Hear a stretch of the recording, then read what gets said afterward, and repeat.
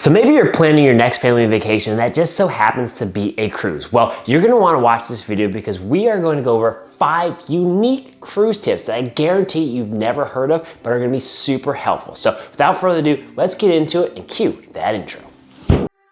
What's up YouTube? Trevi from the Adventure Buddies, the modern travel family, bringing you another video filled with tips, tricks, and inspiration to make sure you maximize your next family adventure, like we always do here at the Adventure Buddies. So before we get started, these tips are gonna be a little bit more in-depth. So if you are a first-time cruiser, we highly recommend you checking out this video here, where we go over 7 tips for the first-time cruiser. So without further ado, let's get into these 5 unique cruise tips.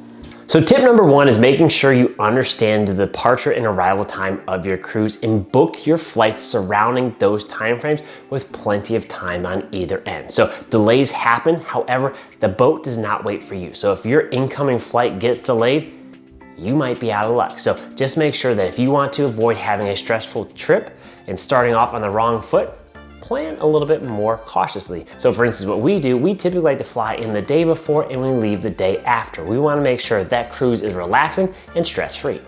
The second tip we wanna go over is one that not many think of. And so oftentimes you're bringing a carry-on and or a checked luggage. And so that checked luggage goes all the way to the room and you don't typically see that for about 2 hours. So you wanna enjoy that cruise ship, but all your stuff is in that checked luggage. Well, that's a mistake. So make sure that you pack your necessities. So we're including those bathing suits in your carry-on luggage or your backpack that's gonna be with you the entire time, because you never know when your checked luggage is gonna arrive to the room.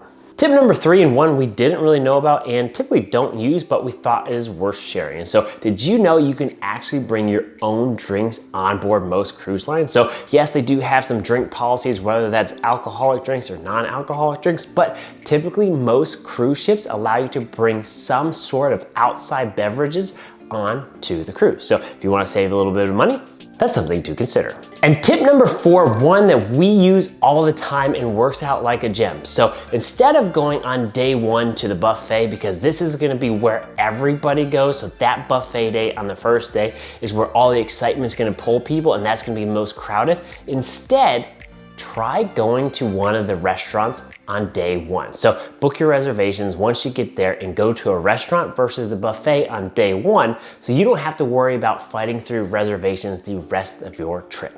And then tip number 5 is we suggest joining the Facebook group of the actual cruise line or that specific ship. Why? Well, typically you're gonna see some very interactive groups that are gonna let you know, 1, what their experiences were, what were their recommendations, and what to do, when to book it, etc. So you can make sure that you plan out the maximum fun in your itinerary on your upcoming cruise ship. So make sure you join one of those Facebook groups, because we highly encourage you doing as much research to make sure that you maximize your adventure out at sea.